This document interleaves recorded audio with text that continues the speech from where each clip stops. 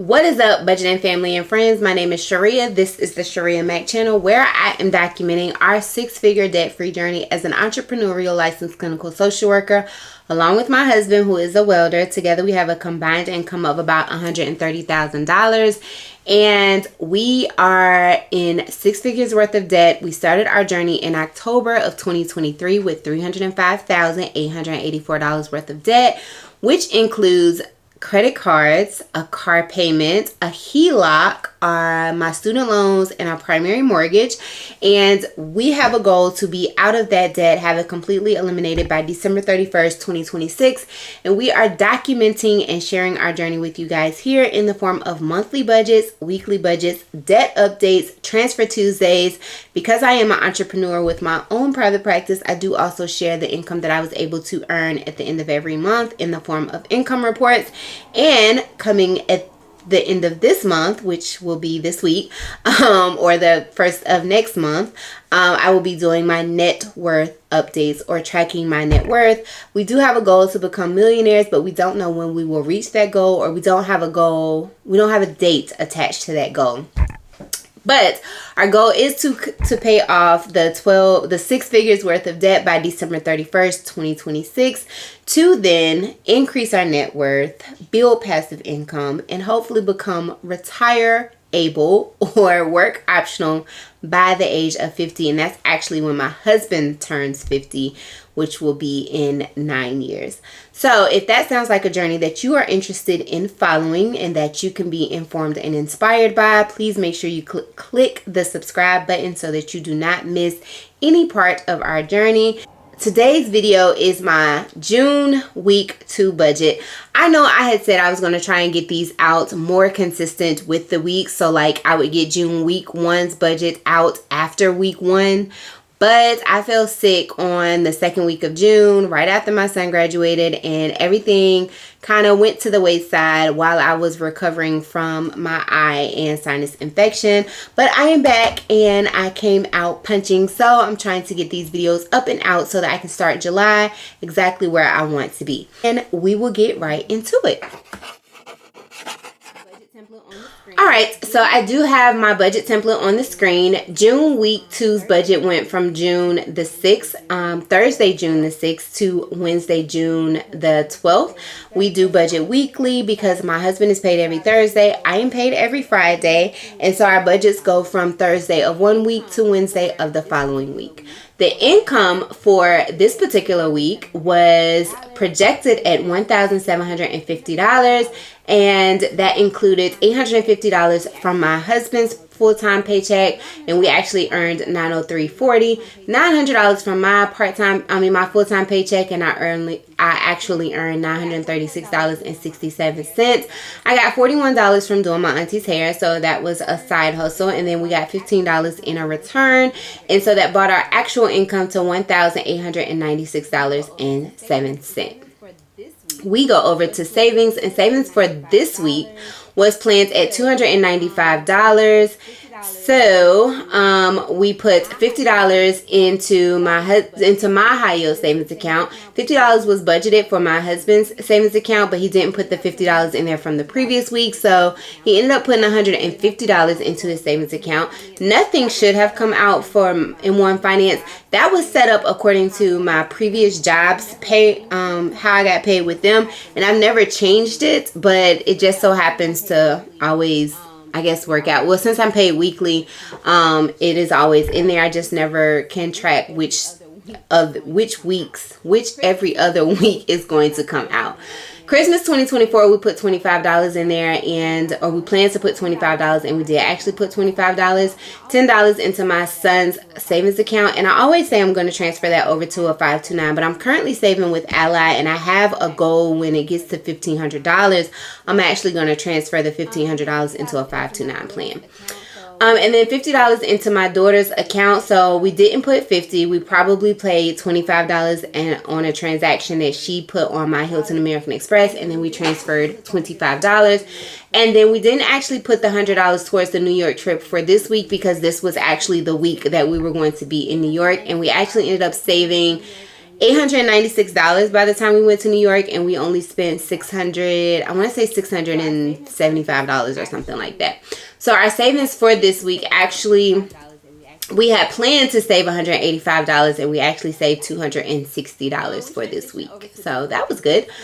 We transitioned over to bills, and bills for this week were planned at $400.99, with $333 on our mortgage, and $665.98 did actually come out, but it came out, it covered the mortgage for the following week. So I'm just going to put $333 here. Although the $658 did actually come out, like I said, so what ended up happening was it was overdrawn, and so instead of it coming out the previous Wednesday or Thursday, it actually ended up coming out this Tuesday, Monday or Tuesday of this week, this budgeting week, which would have actually been like the 11th. And then, although I had changed the pay date, I had changed it and it was too late for it to actually go into effect. So then the following weekly mortgage installment came out that Wednesday.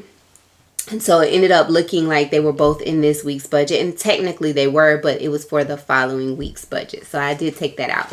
Then I had $9.99 in Apple storage. And then we had planned to pay $58 in my husband's cell phone bill. But I think that ended up coming out like on the 15th. So the actual bills for this week were $342.99. We transitioned over to expenses. And expenses for this week were planned at $875. with $150 going towards groceries, and we actually spent $174.62. $120 going towards gas, and we actually only spent $65.06, and that was probably in my truck. $25 in beauty maintenance, and I actually spent $35. I wonder what that was. $50 in what we had, but planned $50 for my son's hair, $50 for toiletries, and $50 for household, but we did not spend anything in those categories. $50 for fast food, and we actually spent $27.33. $25 for date night, and we did not go on a date, so we spent $0 there. $80 for miscellaneous, and we actually spent $528.63. I wonder what that is. $50 for tithe, and it's probably because we didn't go to church that week that we did not tithe, which is absolutely not an excuse. And then I keep saying I'm going to put $25 aside, but we didn't. And I think it's because I actually have a car maintenance cash envelope, but I never remembered to go to the bank. So I need to find some kind of way to make sure that on Fridays I do actually go and withdraw the $25. And I actually think I want to go and withdraw whatever it is in the grocery budget for that week so that we can be more consistent with sticking to our grocery budget. And then $200 went to my son for graduation, and that's probably in here when it should be down here, but I'm gonna see if I can change that. So that brought our actual expenses to $830.64. We transitioned over to debt, and debt payments for this week were planned at $430, and that was with $40 on the Amazon American Express, $40 on my husband's Platinum American Express, $40 on my Platinum American Express, and $25 on our Capital One, $35 on Ulta. All of these cards have a zero balance. All of these cards have a zero balance, and so that was $180 that should have been snowballed into another payment, and I believe it was $158.76 went on the Hilton American Express, and then we paid an additional principal payment on the Honda Pilot, but I'm almost certain that that's what happened. The $180 was snowballed into another debt, but I'm just not clear on what, because $25 out of her savings account should have went towards this as well. So the math is not quite mathing, and I need to be more intentional with even doing like the snowball payments and tracking those. But we ended up paying $496.02 towards debt for this pay period. we go over to the actual versus the budgeted versus the actual. And I don't know why this is here, but it's never a planned rollover amount. But the income was planned at $1,750. Income saved was planned at $185. The income spent, which is a combination of bills and expenses, was planned at $1,275.99. And the debt payments for this week were planned at $430.20. We actually had $912.58 left in the account that rolled over to this week.